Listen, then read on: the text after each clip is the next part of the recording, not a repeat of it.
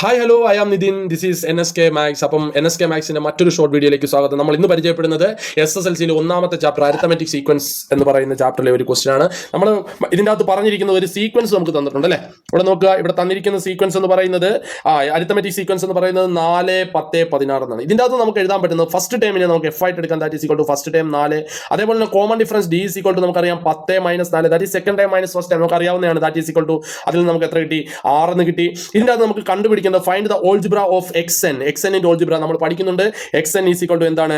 dn plus f minus d. Just put this values in this equation, we get the answer. നിങ്ങൾ നോക്കിക്കേ, ഈ d യുടെ സ്ഥാനത്ത് നമുക്ക് എന്തിട്ട് കൊടുക്കാം? 6, n അതേപോലെ എഴുതി, പ്ലസ് എഫിന്റെ സ്ഥാനത്ത് 4 മൈനസ് d യുടെ സ്ഥാനത്ത് 6, that is equal to 6n plus 4 minus 6 എന്ന് പറഞ്ഞാൽ എന്താണ്? -2 ആണ്. That is equal to 6n 6n plus into minus അല്ലെ, പ്ലസ് ഇൻറ്റു മൈനസ് എന്താ? ഇപ്പോൾ -2. This is the algebraic form of xn in this sequence.